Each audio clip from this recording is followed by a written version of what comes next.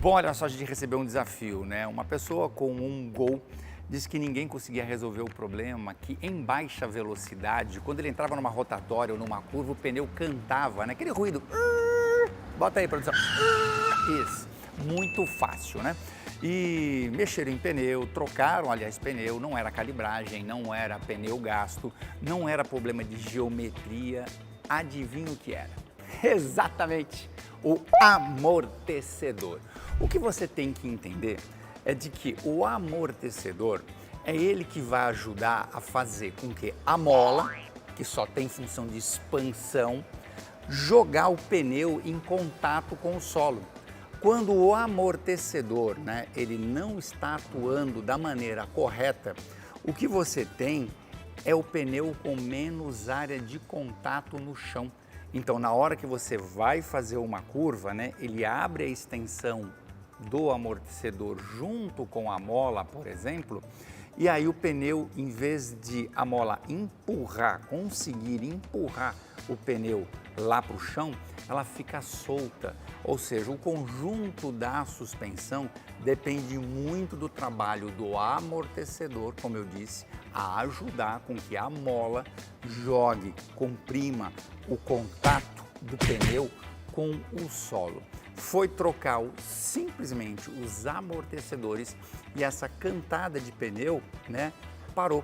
Ou seja, o pneu começou a ter mais carga, o peso do carro, né, ficou mais pleno no solo, o que significa que numa frenagem, numa curva, em situação de desvio, você tem agora o carro muito mais seguro.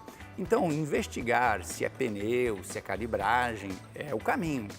O diagnóstico tem que ir exatamente por aí, mas só acabou a hora que a gente realmente mexeu nos amortecedores, trocando por amortecedores recomendados, não amortecedores recondicionados, né?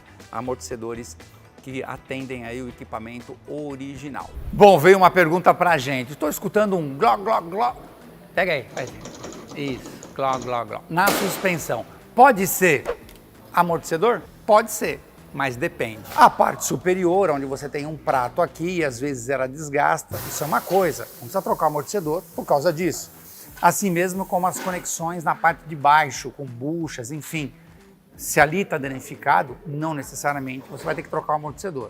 O gló interno do amortecedor é algo muito complexo de você diagnosticar.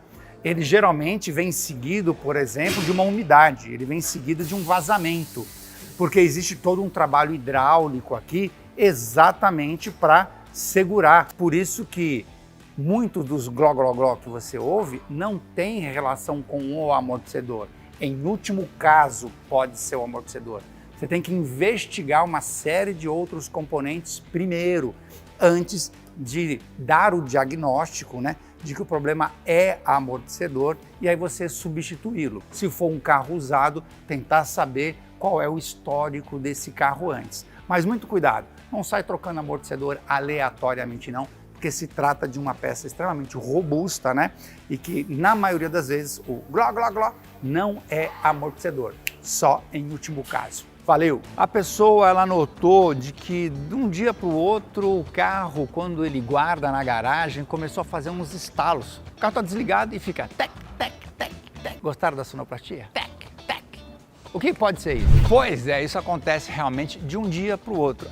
Quando você sai de um dia que está acabando o verão e entra o inverno. Pois é, no frio, quando você tem escapamento quente, catalisador, disco de freio e você para na garagem, bate aquele ventinho gelado, né, muito frio, e a hora que ele entra em contato com esse metal que está muito quente, ele vai gerar esses estalos, esse clac, que se acaba ouvindo aí no carro, né? São várias as partes que ainda estão muito quentes quando você parou. Em função do choque térmico, ele gera esse barulho, né? Esse estalo. Há quem diga o seguinte, mas esse estalo, esse choque térmico que as peças estão sofrendo ali, isso pode gerar microtrincas térmicas, por exemplo, no disco. Não é verdade. Esse estalo, né, e esse choque térmico não tem essa capacidade de gerar microtrinca térmica, né, que é chamado no disco de freio. O que acaba gerando, né, microtrincas térmicas no disco de freio é você, por exemplo, chegar com ele quente e aí de repente você vai lá e bate água. Aí você vai falar assim, César, mas não faz sentido.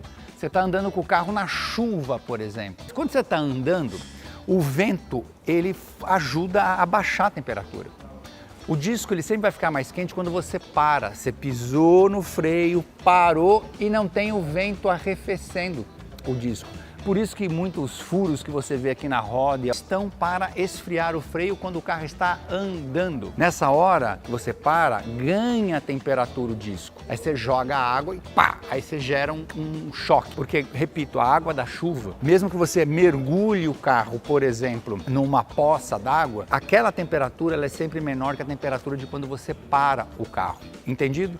Por isso que esse vento que bate e gera esses estalos não estão gerando para o teu carro nenhum dano. É normal, é natural. Esses metais que estão aqui estão preparados, né, para receber esse tipo de choque térmico, assim como a parte de escapamentos, que é a que mais faz esse barulho, até porque é um duto, né? E a hora que dá aquela estaladinha, gera, reverbera, né, o som com mais facilidade. Lembrando que o catalisador que está ali embaixo, embora às vezes protegido por um defletor, ele por si só chega ali na casa dos 600, 700 graus e qualquer soprinho, meu amigo, com 5 graus, aquele ventinho gelado que bate ali, vai gerar esse ruído tec, tec, tec do seu carro. É normal, é natural. Valeu! É tec, tec, tec que chama, né?